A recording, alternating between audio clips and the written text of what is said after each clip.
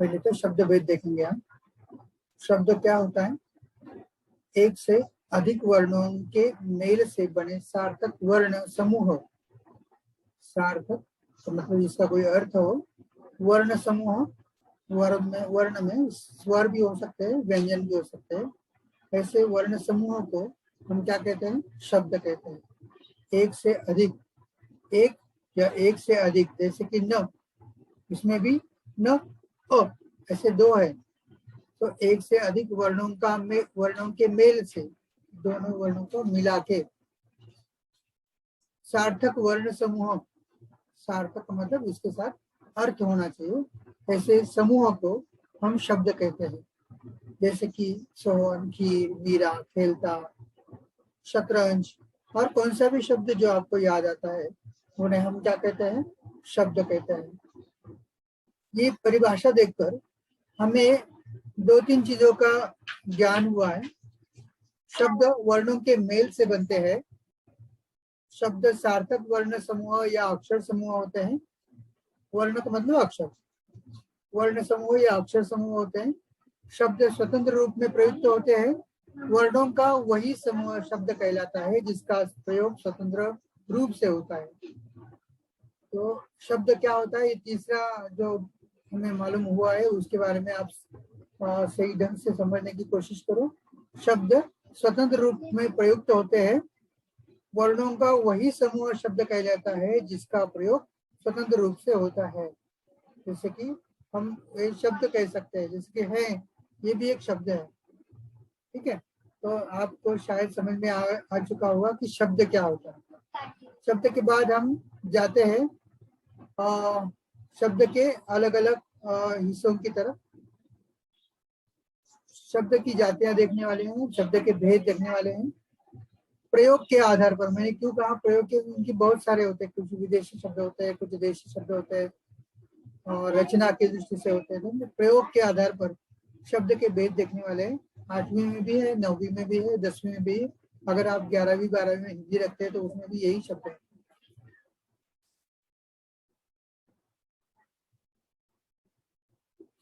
दो भेद है प्रमुख, एक विकारी शब्द, दूसरा अविकारी शब्द। विकारी शब्द में आते हैं संज्ञा, सर्वनाम, विशेषण, क्रिया। अविकारी शब्दों में आते हैं क्रिया विशेषण, संबंध बोधक अव्यय, क्रिया विशेषण अव्यय, समुच्चय बोधक अव्यय, विस्मयादि बोधक अव्यय। जो 4 अव्यय है वो अविकारी शब्द है और बाकी के शब्द विकारी है। तो विकारी और अविकारी में क्या फर्क होता है? विकारी शब्द जिन शब्दों का रूप परिवर्तन होता है वे विकारी कहलाते हैं। जिनके रूप में परिवर्तन नहीं हो सकता है वो अविकारी शब्द कहते हैं।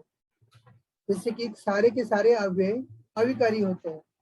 क्रिया विशेषण में हम बदलाव नहीं ला सकते, समुच्चय बोधक अव्यय में हम बदलाव नहीं ला सकते, संबंध बोधक अव्यय में भी हम कभी बदलाव नहीं ला सकते। कार्य विस्मयादि बोधक अव्यय तो आप तो जानते ही है कि उसमें कभी कुछ ना तो प्रत्यय लगता है ना उपसर्ग लगता है।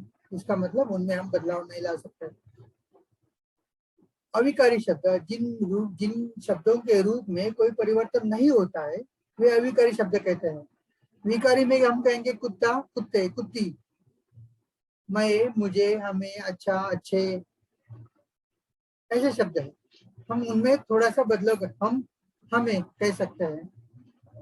अविकारी शब्द में बदल नहीं होता है, परंतु, किंतु, यहाँ, वहाँ, ऐसे शब्द में बदलाव नहीं हो। और अथवा, इसमें क्या बदलाव आ सकता है? तो ये अविकारी शब्द है। हमें विकारी शब्द में सिर्फ संज्ञा देखनी है। चले जाते हैं संज्ञा की तरफ। संज्ञा क्या होती है? संज्ञा किसी जाति, द्रव्य, गुण, भाव, व्यक्ति, स्थान और क्रिया आदि के नाम को हम संज्ञा कहते हैं। आप समझने की कोशिश करो। जाति जैसे कि पशु ये जाति है, मानव ये जाति है, गाय ये जाति है, सुंदरता ये गुण है, व्यथा ये भाव है, मोहन किसी व्यक्ति का नाम है, मुंबई, दिल्ली ये स्थान है, मारना, रोना, यह क्रियाएं हैं। रोना मुझे पसंद नहीं, अगर हम ऐसे कहते तो रोना क्या बन जाती, क्रिया, लेकिन क्रिया है कि संज्ञा के स्थान पर आई है, तो ये सभी संज्ञाएं हैं। तो हम आगे जाते हैं संज्ञा के भेद की तरफ। संज्ञा के प्रमुख 5 भेद हैं। व्यक्तिवाचक संज्ञा, जातिवाचक संज्ञा, द्रव्यवाचक संज्ञा, समूहवाचक संज्ञा और भाववाचक संज्ञा। पहले तो 3 ही थी, पहली थी व्यक्तिवाचक संज्ञा, जातिवाचक संज्ञा और भाववाचक संज्ञा।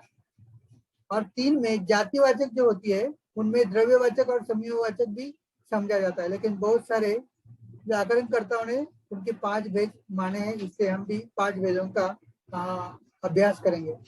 सबसे पहले आती है व्यक्तिवाचक संज्ञा, जैसे कि मेरा नाम, आपका नाम, पाठशाला का नाम, नदी का नाम, पर्वत का नाम, किसी गांव का नाम, सभी व्यक्तिवाचक संज्ञा में आते हैं। जो शब्द किसी विशेष व्यक्ति, वस्तु, स्थान तथा प्राणी के नाम को बोध कराते हैं उन्हें व्यक्तिवाचक संज्ञा कहते हैं। जैसे कि मोहन, राजेश, दिनेश, कमल, जयपुर, ताजमहल, रामायण, चेतक, गंगा, हिमालय वगैरह वगैरह, कोई भी। व्यक्तिवाचक संज्ञा में क्या क्या आता है, स्त्री पुरुषों के नाम, बच्चों के नाम भी आता है। हाँ, जो चाहिए आप उसे जोड़ सकते हो, आपका नाम, आपके पिताजी का नाम, माँ का नाम, भाई बहन, दोस्तों का नाम, सभी आते हैं। देवी देवताओं के नाम भी आते हैं, शंकर, गणेश, लक्ष्मी, पार्वती वगैरह वगैरह सभी। देशों के नाम भी आते हैं, जैसे कि भारत, श्रीलंका, ऑस्ट्रेलिया, जापान और सारे बहुत सारे। राज्यों के नाम, महाराष्ट्र भी है, राजस्थान है, गुजरात है, पंजाब है, अरुणाचल प्रदेश है, सिक्किम वगैरह वगैरह। खाड़ी एवं झीलों के नाम, झील जानते ही है आप, खाड़ी के, बंगाल की खाड़ी आप कह सकते हो, नक्की झील वगैरह वगैरह। महाद्वीपों के नाम, जैसे कि एशिया कॉन्टिनेंट है, यूरोप है, ऑस्ट्रेलिया है, अमेरिका है, उत्तर अमेरिका, दक्षिण अमेरिका, तो सभी है। और ऐतिहासिक दरवाजों या खिड़कियों के नाम, जैसे कि आप जानते हैं ना, गेटवे ऑफ इंडिया है, इंडिया गेट है, अजमेरी गेट है, सामनेरी गेट है, बिजली खिड़की है, ये सभी नाम उसमें आ जाते हैं। और हम आगे जाते हैं, दुर्ग एवं किलों के नाम, रायगढ़ का किला, शिवनेरी किला, रणथंभौर किला, चित्तौड़गढ़, मेहरानगढ़, चुरू का किला वगैरह वगैरह, जितने भी जानते हैं आप सभी उनके नाम भी यहाँ पर आए। भाषाओं के नाम आते हैं, मराठी है, हिंदी है, अंग्रेजी है, उर्दू है, तेलुगु, तमिल, गुजराती सभी, बंगाली भी। उपाधि एवं पुरस्कारों के नाम, जैसे कि डॉक्टर है, अध्यापक है, टीचर है, और वकालत करने वाले वकील है, सभी के उपाधि उनको मिलती है या पुरस्कार के नाम, जैसे कि अर्जुन पुरस्कार है, खेल रत्न पुरस्कार है, पद्म पुरस्कार है, पद्म विभूषण पुरस्कार है वगैरह वगैरह। सारे सरकारी योजनाओं के नाम, जैसे कि जनधन योजना, आप तो हाल ही में सुना ही होगा। खेलों के नाम, जैसे कि कबड्डी है, क्रिकेट है, खो खो है, हाली है, फुटबॉल है, सभी के नाम। जिला और तहसील के नाम, जयपुर, टोंक, मालपुरा आदि। पठार और मैदानों के नाम, आप तो जानते हैं ना, दक्कन का पठार, हाँ, 56 का मैदान, अड़ौती का पठार। दिशाओं के नाम, सारे दिशाएं तो आप जानते हैं, पूर्व, पश्चिम, उत्तर और दक्षिण। नदियों के नाम, यमुना, गंगा, गोदावरी, चंबल और घाघरा, गंडक, कोसी, सतलज, सभी नदियों के नाम। आपके गांव की नदी कौन सी है? पहाड़ों के नाम, हिमालय है, सह्याद्री है, काराकोरम है, विंध्य है, अरवली है। समाचार पत्रों के नाम, टाइम्स ऑफ इंडिया, सकाल, लोकसत्ता, लोकमत, दैनिक भास्कर वगैरह वगैरह। और चौकों के नाम, आप तो जानते हैं ना, चांदनी चौक,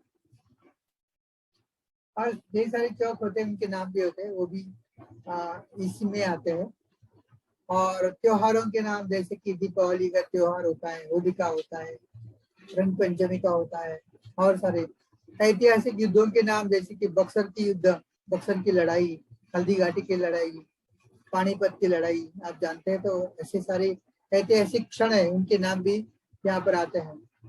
जैसे कि हमने व्यक्तिवाचक नाम देखा, तो उसके बाद दूसरा आता है व्यक्तिवाचक नाम का। इसका मतलब ये बिल्कुल नहीं कि सिर्फ व्यक्ति का नाम, तो जितने इतने सारे चीज उसमें आते हैं, मैंने आपको बताया। दूसरा होता है जातिवाचक नाम। जिन संज्ञा शब्द से किसी जाति, वर्ग या संपूर्ण प्राणियों, वस्तुओं, स्थानों आदि का बोध होता है, उसे जातिवाचक संज्ञा कहते हैं। जातिवाचक संज्ञा म्हणजे इसका मतलब क्या, तो जिन संज्ञा शब्द से किसी जाति, जाति का मतलब वर्ग, हाँ, जाति का मतलब वो नहीं कि मराठा, हिंदू वगैरह, वो नहीं। जाति का मतलब वर्ग, संपूर्ण प्राणियों, वस्तुओं और स्थानों का आदि का बोध होता है, उन्हें हम जातिवाचक। जैसे कि पेड़ों के नाम आ सकते हैं, आम, पपीता, केला, पीपल, सब जातिवाचक है। आदमी भी जातिवाचक है, औरत भी जातिवाचक है, विद्यार्थी भी जातिवाचक है। दैनिक उपयोग की वस्तुएं जैसे कि कुर्सी, घड़ी, कलम, और प्राकृतिक आपदाओं के नाम जैसे कि आंधी, तूफान। शरीर के अंगों के नाम नाक, कान, गसावत, सभी सभी। पदों के नाम मंत्री, प्रोफेसर। सामाजिक संबंधों के नाम चाचा, चाची, मामा, मामी, काका, काकी वगैरह वगैरह, भाई बहन। संपूर्ण वर्ग या जाति का नाम भी आता है, जैसे कि नगर आता है, देश आता है, राज्य आता है, पहाड़ आता है वगैरह वगैरह। लेकिन पहाड़ का कोई नाम है तो वो जातिवाचक में नहीं आता है, वो तो व्यक्तिवाचक में। जैसे कि हिमालय एक पहाड़, तो हिमालय ये व्यक्तिवाचक है और पहाड़ ये जातिवाचक है। ठीक है। अमिताभ बच्चन एक हीरो है, तो हीरो ये बन गया है जातिवाचक, लेकिन अमिताभ बच्चन ये बन गया है व्यक्तिवाचक। ठीक है। प्रायः जातिवाचक संज्ञाओं में वस्तुओं, पशुओं, फूल, फल, धातुओं, व्यवसाय संबंधी व्यक्तियों, नगर, शहर, गांव, परिवार, भीड़ जैसे बहुवाची शब्दों के नाम आते हैं। पशु पक्षियों के नाम भी आते हैं, तोता, चिड़िया वगैरह वगैरह। ठीक है, ये बन गई जातिवाचक। आगे चलते हैं हम लोग। तीसरा है समूहवाचक या समुदायवाचक भी आप कह सकते हैं। जिस संज्ञा शब्द से किसी झुंड या समूह या समुदाय का बोध होता है, उसे हम समुदायवाचक या समूहवाचक संज्ञा कहते हैं। जैसे कि पुलिस, पुलिस बोले तो एक पुलिस नहीं, तो पुलिस फोर्स आती है।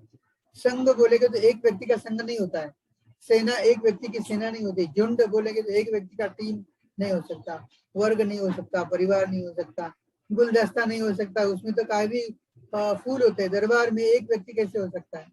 बहुत सारे व्यक्ति होते हैं, समिति होता है, आयोग होता है, कुंज, आगार, इसमें बहुत सारी चीजें इकट्ठा होने के बाद ही ये सारी शब्द बनते हैं। इन शब्दों से हमें बोध होता है कि ये एक नहीं, एक से ज्यादा है।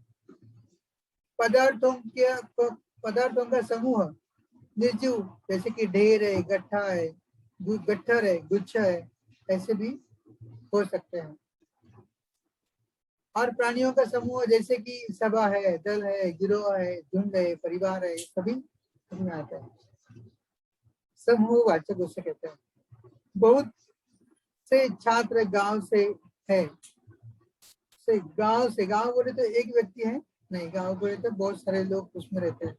भारतीय सेना में सेना बहुत सारे हैं, विश्व भी बहुत सारे हैं। एक व्यक्ति नहीं, विश्व में तो बहुत सारे प्राणी हैं, पशु है, पेड़ पौधे, सब कुछ उसमें आ जाता है। या तरह तरह के ग्रह आ जाते हैं उसमें। जंगल में मोर का एक झुंड है, झुंड शब्द है तो उसे एक मोर नहीं कह सकते, झुंड, एक झुंड है, झुंड में काफी सारे मोर है। ठीक है, ये हो गया समूहवाचक या समुदायवाचक संज्ञा। और द्रव्यवाचक संज्ञा, इसमें किसी धातु, पदार्थ, द्रव आदि का बोध हो, उसे द्रव्यवाचक संज्ञा कहलाती है। और अलग तरह से देखेंगे, नापतोल के पदार्थों और वस्तुओं का बोध कराने वाली संज्ञा द्रव्यवाचक संज्ञा होती है। जैसे लोहा, उसे हमें नापना पड़ता है या तोलना पड़ता है। सोना है, चांदी है, तेल है, घी है, पानी है, दूध, चीनी, अन्न पदार्थ सभी। जैसे धातु, खनिज पदार्थ, सोना, चांदी, तांबा। खाद्य पदार्थ दूध, दही, छाछ, तेल वगैरह सब कुछ। तो ये बन गए द्रव्यवाचक संज्ञा। उनको या तो नापा जाता है या तोला जाता है। धातु पदार्थ या द्रव के रूप में वो पाए जाते हैं। आप पढ़ोगे हवा कहाँ से, हवा किस में आएगी, तो नापी जाती नहीं ना तोली जाती है। हवा भी द्रव्यवाचक संज्ञा है। हम जाते हैं अंतिम और बड़ी मुश्किल वाली संज्ञा की तरफ, हो जाती है भाववाचक संज्ञा। भाववाचक संज्ञा जिस शब्द से प्राणियों या वस्तुओं के गुण, वस्तुओं से गुण, धर्म, दशा, कार्य, मनोभाव आदि का बोध हो, उसे भाववाचक संज्ञा कहते हैं। ये कोई अलग नहीं होती है, ये तो अलग अलग चीजों से बनती है। वो तो भाव प्रकट कर दिए, वो भाववाचक संज्ञा है। ये अलग अलग चीजों से वो प्रकट होती है। जैसे कि प्राय गुण दोष भाववाचक संज्ञा में आते हैं। अवस्था, व्यापार, अमूर्त, भाव तथा भाववाचक संज्ञा के अंतर्गत आते हैं। ज्यादा खाने से आलस आता है, तो आलस क्या हो गया, उसके तो ना हम छू सकते हैं, ना देख सकते हैं, ना उसे नापा जाता है, ना तोला जाता है, लेकिन आलस तो होता है। उसे हम एब्स्ट्रैक्ट नाउन कहते हैं। एब्स्ट्रैक्ट का मतलब उसे ना तो छू सकते हैं, ना देख सकते हैं। ज्यादा दौड़ने से थकान आती है। थकान, क्या हम थकान को देख सकते हैं, क्या छू सकते हैं? बिल्कुल नहीं। तो उसे ना तो नापा जाता है, ना तोला जाता है। हम कोई नहीं कह सकते मुझे आधा किलो थकान हो गई। कम सोने से सर दर्द होता है, ये तो बहाना होता है छात्रों का। सर दर्द हो रहा है इसलिए पाठशाला में नहीं आया। कोई नहीं बता सकता, जहाँ के डॉक्टर तक नहीं बता सकता कि उसमें सचमुच सर दर्द है या नहीं है। तो सर दर्द ये ऐसी चीज है, ऐसी संज्ञा है, जिसे हम भाववाचक कहते हैं। ठीक, समझ जा सकते हैं आप लोग। जातिवाचक संज्ञा से भाववाचक संज्ञा बनती है, सर्वनाम से भाववाचक संज्ञा बनती है, विशेषण से भी बनती है, क्रिया से भी बनती है, और अवयव से भी अवयव से भी भाववाचक संज्ञा बनती है। तो ये भाववाचक संज्ञा कैसे कैसे बनती है, हम कुछ उदाहरण उससे दे देंगे। पहले तो जातिवाचक संज्ञा से कैसे बनती है देख लीजिए। शिशु मतलब छोटा बच्चा, बच्चा है तो हम कहते हैं ना बचपन, बच्चा, ये जातिवाचक संज्ञा है, बचपन कहते हैं। शिशु का शैशव या शिशुता। विद्वान अगर किसी कहते, किसी एक आदमी को जो विद्वान है उसे विद्वत्ता। मित्र मित्रता, पुरुष पुरुषत्व, सती सतीत्व, लड़का लड़कपन, बच्चा बचपन, इंसान इंसानियत, बूढ़ा बुढ़ापा। तो ये सारी भाववाचक संज्ञा कौन सी, विद्वत्ता, मित्रता, पुरुषत्व, सतीत्व वगैरह वगैरह। सर्वनाम से भी भाववाचक संज्ञा बनती है, जैसे कि मम से ममत्व बनता है, स्व से स्वत्व बनता है, आप से आपा बनता है, सर्व से सर्वस्व बनता है, निज से निजत्व बनता है, अपना से अपनापन या अपनत्व बनता है। विशेषण से भी भाववाचक संज्ञा बनती है, कठोर कठोरता, विधवा वैविध्य, चालाक चालाकी, शिष्ट शिष्टता, नम्र नम्रता, मोटा मोटापन या मोटापा, मीठा मिठास, सरल सरलता, चतुर चतुराई, सहायक सहायता। ऐसे भाववाचक संज्ञा विशेषण से भी बनती है। मैंने कुछ चंद उदाहरण यहाँ पर दिए हैं, लेकिन विशेषण से लेकर भाववाचक संज्ञा बनने के बहुत सारे उदाहरण आपको मिल जाएंगे। भाववाचक संज्ञा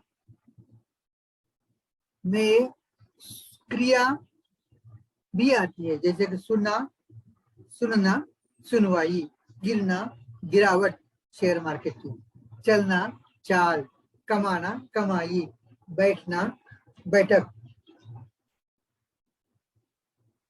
पहचानना पहचान, खेलना खेल, जीना जीवन, चमकना चमक, लिखना लिखावट। ऐसे क्रिया से भी बनते हैं। यहाँ तक कि क्रिया के और कुछ उदाहरण देखेंगे, सुनना सुनवाई, गिरना गिरावट, ये सब हम लोगों ने देखे हैं। अभी अव्यय से बनने वाली भाववाचक संज्ञा, दूर अव्यय है। दूर से बन गया दूरी, ऊपर से बन गया ऊपरी। दिक, धिक्कार। शीघ्र, शीघ्रता। मना, मनाई, मनाई। निकट, निकटता। नीचे, निचलापन या नीचाई। समीप, सामीप्य। ऐसे अव्यय से भी हम भाववाचक संज्ञा बना सकते हैं।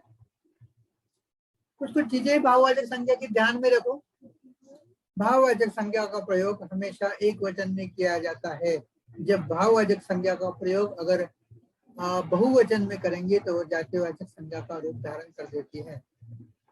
आप सिर्फ इतना ध्यान में रखो कि भाववाचक संज्ञा का प्रयोग हमेशा एक वचन में ही करना है। ठीक है, उम्मीद